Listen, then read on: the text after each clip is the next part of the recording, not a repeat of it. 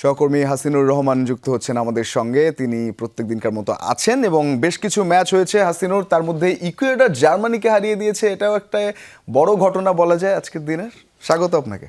অবশ্যই রঞ্জন, এটা একটা বড় ঘটনা, অবশ্যই আপসেটও বলতে পারে। তবে একটা বিষয় আমি দর্শকদের যারা জানেন না তাদের জন্য বলে রাখি, ইকুয়েডর কিন্তু এবার যে বিশ্বকাপ কোয়ালিফাইং আছে তারা কিন্তু সেকেন্ড ছিল তাদের অঞ্চলে, ল্যাটিন অঞ্চলে। তারা আর্জেন্টিনার পরের অবস্থানেই ছিল, কিন্তু ব্রাজিলের চেয়েও ভালো করেছিল তারা।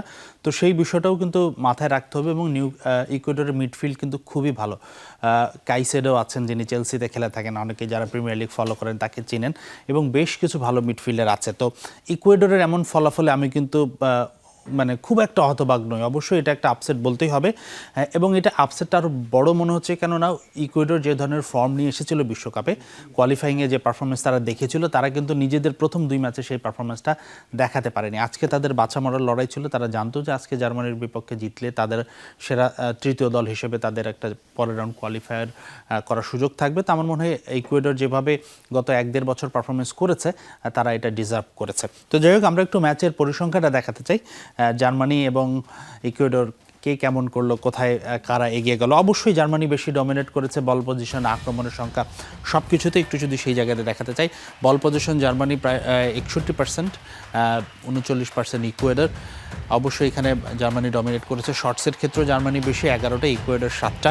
পাসেসে অবশ্যই বেশি, 592, 378টা। ডুয়েলসে আবার বেশি জিতেছে ইকুয়েডর।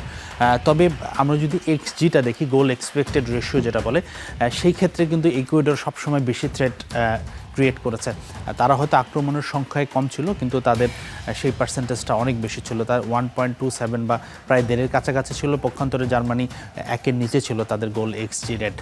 তো সে সব কিছু মিলে আসলে ভালো হয়েছে। আমরা একটু প্লেয়ার রেটিংটা যদি দেখাতে চাই, জার্মানি তো খুব ভালো ছন্দ নিয়ে এসেছিল। এমন নয় যে তাদের শেষ ম্যাচে তারা অনেক ফুটবলারকে রেস্ট দিয়েছিল, সেটাও হয়নি। তারা কিন্তু একটি পরিবর্তন এনেছিল একাদশে। আরেকটি বিষয় একটু খেয়াল করার মতো, জার্মানি তাদের ফরমেশনটা কিন্তু এই ম্যাচে চেঞ্জ করেছিল। তারা এর আগের ম্যাচগুলোতে 4-2-3-1 ফরমেশনে খেলছিল, কিন্তু এখানে তারা এসেছে আসলে তারা 3 সেন্টার ডিফেন্ডার নিয়ে খেলেছে, 4-5-2-1 ফরমেশনে গিয়েছে। দুঃখিত, তারা 3-4-2-1 ফরমেশনে খেলেছে। তো সেই জায়গায় তারা একটা টেকনিক্যালি চেঞ্জ এনেছে। হয়তো এইটার মূল কারণ হবে যে তাদের ইকুয়েডরের যে মিডফিল্ডার ভালো, আমি যেটা বলছিলাম, ময়েসেস কেইডো সহ আরও প্লেয়ার ছিল, তাদের সঙ্গে মিডফিল্ডের নাম্বার গেমে জেতার জন্য এই সিদ্ধান্তটা হয়তো নিয়ে থাকতে পারে। তো যাই হোক, আমরা একটু প্লেয়ার রেটিং দেখি। আপনারা দেখছেন রেটিংগুলো দেয়া আছে, গ্রিন মার্কগুলো সবচেয়ে ভালো। অর্থাৎ জার্মানির যেভাবে পারফর্ম করা উচিত ছিল সেভাবে তারা কিন্তু করতে পারেনি। আমরা যদি দেখি, হ্যাভার্টজ 7.1 রেটিং ছিল। জার্মানির যে সুপার সাব উমদাফ, তিনিও কিন্তু নেমেছিলেন, তিনিও পরের দিকে গোল করতে পারেননি। ভিটস ভালো করেছেন, শুধু আক্রমণ ভাগে সবচেয়ে খারাপ গিয়েছে আসলে নেমেচা। উনি গত 2 ম্যাচেও ভালো পারফরমেন্স করেছিলেন, একটাতে গোলও করেছিলেন। মুসিয়ালার পারফরমেন্সটাও ভালো জানি, লিরয় সানে ভালো করেছেন, কিমিক ভালো করেছেন। আপনি যদি দেখেন, জনাতন, তার, রুডিগার, কেউই আসলে এক্সপেক্টেড অনুযায়ী পারফরমেন্স করতে পারেনি, বা ইকুয়েডর তাদের সেই সুযোগটা দেয়নি। পক্ষান্তরে আপনি ইকুয়েডরের রেটিং দেখুন, গ্রিন কালার কত বেশি। তাদের মিডফিল্ডটা দেখুন, একদম দুর্দান্ত। আমি যেটা কাইসোডের কথা বলছিলাম, ইয়েবোচ আছে, ভিটে আছে, অ্যাঙ্গোলো আছে।